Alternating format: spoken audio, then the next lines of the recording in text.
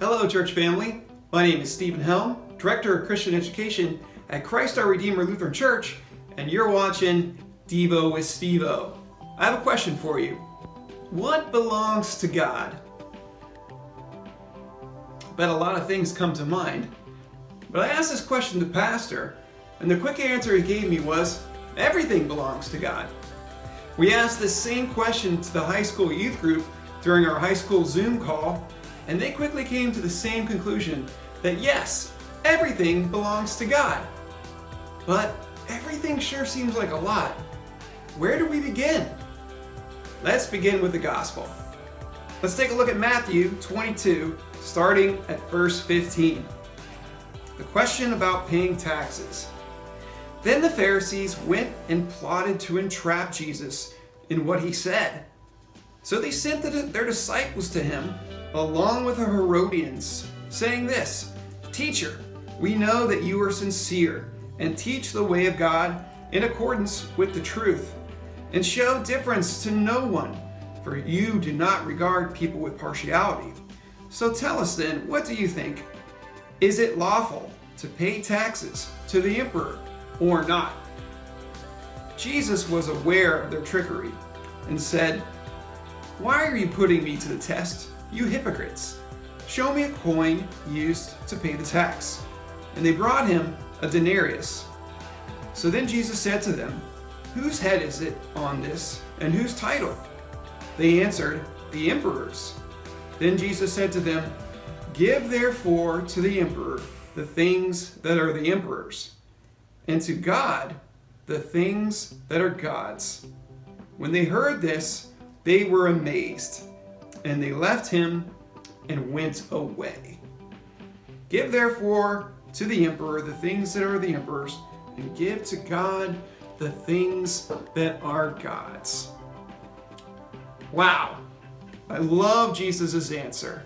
It speaks volumes, but doesn't give you that exact answer that we were trying to reflect on at the beginning of the devotion when I asked, well, what belongs to God? Everything, I think, indeed, is the right answer. But Jesus doesn't say that. He poses the question, and he makes the statement that we are to give to God the things that belong to God. And the people that hear that walk away amazed. I wonder, are you amazed? Are you confused? Are you encouraged? Are you left wondering, well, how do I give everything to God? These are important questions, and I think that's the most important part of the lesson, is that we walk away thinking about what was said, not knowing the answer, but pondering what that answer could be and what that answer means for you and for I. So let's start with this. I love doing devotions where I can give you a practical idea of what you can do with this information. So what things belong to God? Everything. Why don't you start here? Make a list of some of those everythings. The things that are important to you, the things that matter to you, the things that you love, the things that you're concerned about, your hopes, your dreams, your doubts, your fears, all those things that are important to you. Write them down on little pieces of paper, and then get yourself some sort of container, a box, a bag, a cup. Here I have more or less a little kind of cardboard jewelry box, and I wrote on the top something that comes right from our prayer liturgy during the worship service.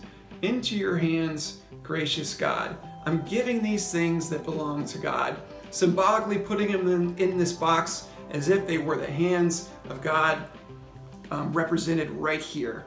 So when you open up those hands, I have indeed many of the things that I've written down. Some are easy and will probably come to your mind quick.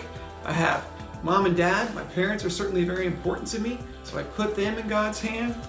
Here is, right on top, my sister, who I love dearly, as well as so many other family and friends, especially my wife and my children's names are in here, but also other things, like a prayer for unity, putting that into God's hands, giving that to Him.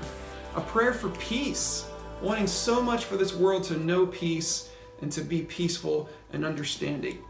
Even you could put, given this time that we're in and the situations and the election that's coming up quickly, what if you don't agree with our leaders? What if you're having trouble with reconciling with the emperor, as the people in our gospel lesson clearly were.